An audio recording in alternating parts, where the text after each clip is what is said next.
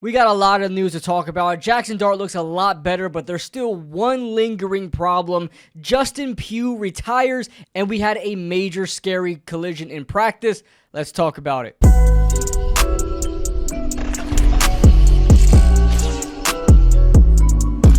What is going on, guys? What is going on, 27 Squad? Welcome back into another video. Today, we're going to be covering day 3 of New York Giants training camp practices. I'm so excited that we're finally inching closer and closer to actual football. If you guys are also excited, make sure you guys hit that like button and subscribe for more content just like this. Also, by the way, the link is there. It's running. Some of you guys have signed up already. Make sure you guys join the ESPN Pick'em League. Again, the first 3 winners, the first, second, and third place will win a prize to be determined for the Pick'em League. Obviously, you guys know what that is throughout the season. I'm putting it out now so you guys can sign up now instead of later, right when the season starts. So go ahead and join that. Also, join the membership as well if you haven't already. We're going to be doing a lot of film studies there throughout the season, and that's just the best place I could put it because the NFL keeps taking down my film reviews, even stuff I did from like 5 years ago. All right, first and foremost, I do want to talk about Justin Pugh retiring. He's retiring as a Giant. He spent the majority of his career here. Also, he was drafted here back in, I believe, 2013, I want to say, out of Syracuse. And he's always been, honestly, for a long time, he was one of our better, probably our best offensive lineman for a number of years, going back to before he left for Arizona. He was our best offensive lineman. He was a guy that would be thrown into whatever spot we needed him at, whether he was playing guard or tackle. He was there. So appreciate Justin Pugh for everything that he did, and now he's becoming a content creator, so all the more power to him. I'll also, you know what, I'll even link his channel down in the description so you guys can check out Justin Pugh as he kind of finds a new chapter in life, life after football, of course. So shout out to Justin Pugh. Thank you, and once a Giant, always a Giant. All right, we had a scary collision in practice today where it was on a play downfield. Brian Burns was in pursuit of a player. I would have to see again who it was in pursuit of, but Wandale Robinson got in the way and they collided. It looked pretty scary because Brian Burns is a huge human being compared to Wandale Robinson, who's smaller in stature compared to other football players, and they collided pretty hard. And for a while on Twitter, everybody was updating. I was looking at it in real time, people saying that, you know, they were still on the floor, and they had people, you know, they had the trainers come out and look at them. But eventually they said that they both walked off the field, by themselves, and they headed back into the facility, and apparently they're okay. Nothing major. They just ran into each other, and I believe that was the end of their days of practice. What was interesting as well is that who came in to fill in Wandale Robinson's spot.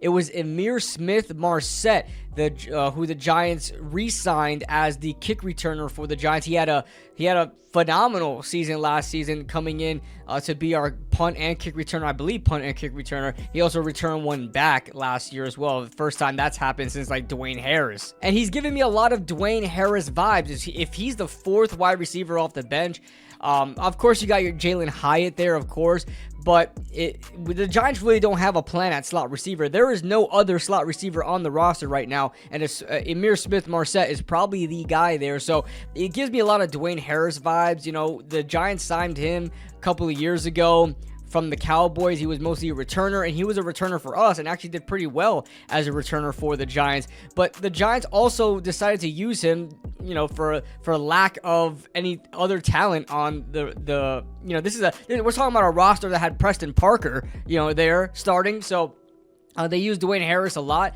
and he wound up being a pretty good target. I remember that Saints game, he had a couple of good catches, including a really good touchdown on 4th down. So, he gives me a lot of Dwayne Harris vibes. Like, I have a feeling we might use Ihmir Smith-Marsette in the offense because the Giants don't really have a true plan at backup slot wide receiver. You would think maybe Jalen Hyatt will come in and fill the role because he played a lot of slot in college. People think that he's an outside receiver. He was a slot receiver in college, but the Giants don't really run the slot the same way Tennessee does, with a lot of out and ups. They are getting a little bit more vertical, with Wandale Robinson, but not sure if Jalen Hyatt really fits an NFL slot role. So Amir Smith-Marset takes that role.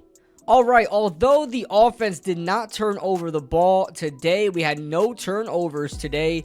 There were a couple of close calls, like with Tyler Nubin and I believe Corey Black, the 7th round pick the Giants had this year. There was a couple of close calls, but no turnovers. But the offense were very sloppy. It was very sloppy today. Russell Wilson, although he was getting the ball out very efficiently, very quickly in most days, in the prior 2 days, today it was a little bit more slower. He had a little bit more time with the ball in his hands and wasn't able to get the ball out as quickly as he did the prior 2 days. Although he didn't turn over the ball, he still was 9 of 15, which ironically enough was like the same stat line as yesterday, I believe. So he was still decently efficient, but he was still slow getting the ball out. So maybe some of those completions would be sacks. You guys know a lot of the times they don't really kill the ball. They'll just let the play go and see what happens. So you got to imagine some of those completions or even incompletions would be sacks. And speaking of struggling, John Michael Schmitz, I believe now he's in his third year. He's in third or fourth year third year as a center in the NFL, and man, it's not looking good. My opinions on him have been nothing but right.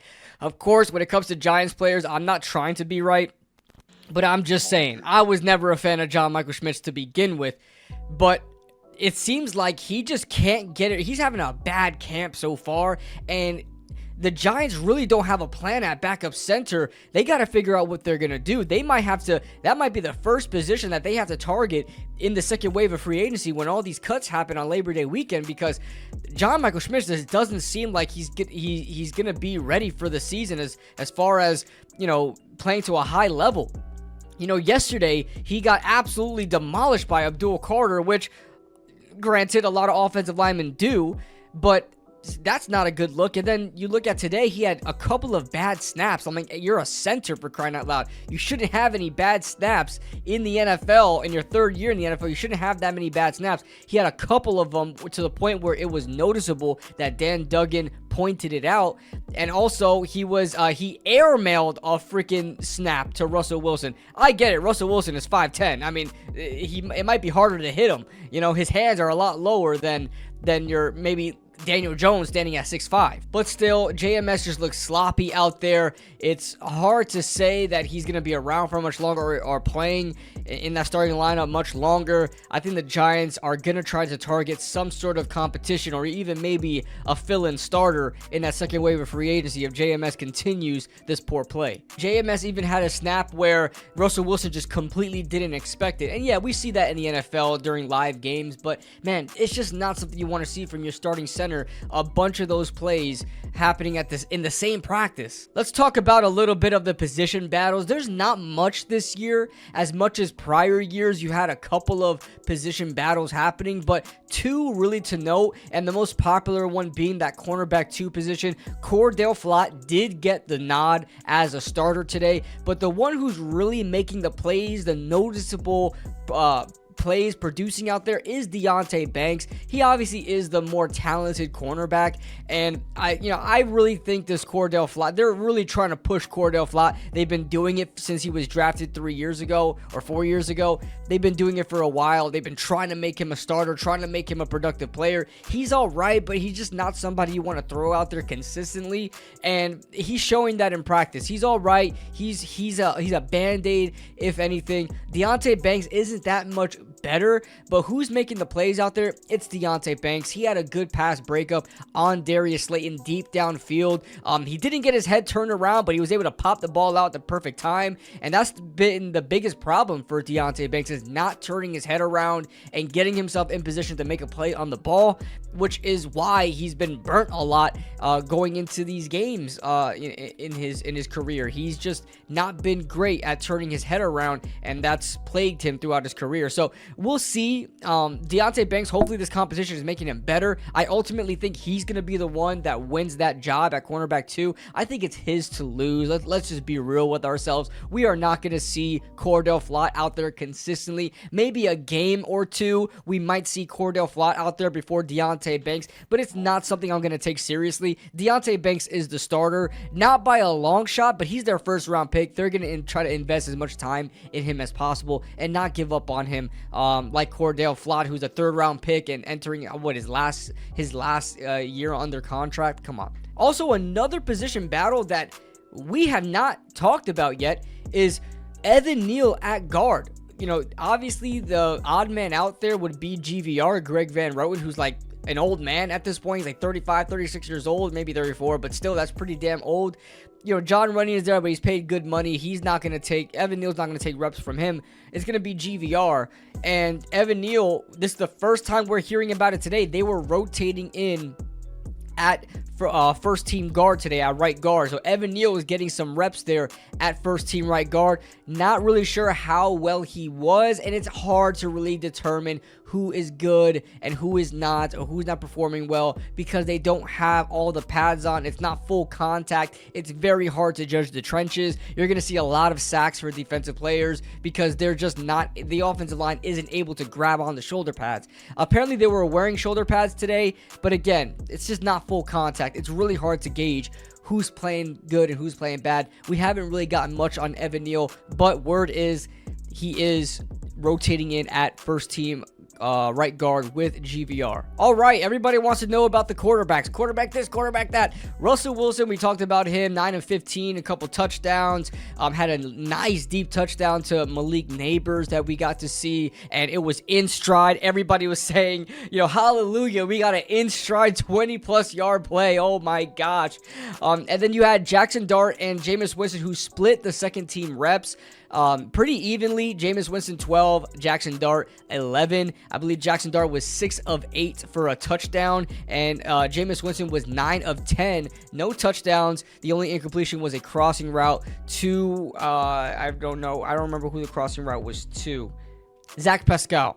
But Jaxson Dart, his lone touchdown was a corner route to Cam Skattebo. Cam Skattebo is looking really good. Everybody's been saying, even yesterday, that he's caught the most passes out of any skill player on offense during these training camp practices. The running back, rookie, Cam Skattebo, he seems like he's going to be a threat in the passing game, more so than we thought going into this season, because obviously the Giants have Tyrone Tracy, who is a former receiver, but Cam Skattebo's really been used in the passing game, and it seems like he's doing pretty damn well. Speaking of running backs, the running game is also doing pretty well. It seems like they're going to be a factor this year, and I expect them to be, having a guy like Cam Skattebo, Tyrone Tracy in his sophomore season, and also a veteran like Devin Singletary. I think the running game is going to be something that they lean on with Russell Wilson. On top of that, Russell Wilson has some legs as well. He's not going to be 2013, 2014 Russell Wilson, but he can still move around a little bit, and the running backs are going to play a part in that as well. Talking about the defense a little bit, we got more Tyler Nubin. It's funny, yesterday I talked about Tyler Nubin and wanting to see more of him. He comes back with 2 pass breakups today. Love to see it. I don't want to wish failure on anybody. He's another one that I wasn't really high on when the Giants drafted him, but I want all drafted players to play like all-stars. So, you know, hopefully Tyler Nubin really picks it up, but he had 2 pass breakups today. That marks 3 in training camp so far. And also Dane Belton, Elijah Garcia, and Kayvon Thibodeau also had sacks today. So that wraps up day 3 of New York Giants training camp practices. Excited. I believe on Sunday they're going to be practicing in full pads. Hopefully we'll be able to cover that as well. Because apparently the weather is going to be pretty rainy, so if they go inside, we won't be able to see them, and we won't get all those good nuggets of information. We'll have to wait for the Giants website to update it, which they never put that much information to begin with. So that being said, make sure you guys like the video, hit subscribe if you guys like the content as well, and make sure you guys join the membership for even more content throughout the season, and join that ESPN Pick'em League, man. I want to do something fun with you guys, and I know you guys have been asking me for that for a while, because I haven't done it in a couple years. So that being said, see you guys in the next video. Woo!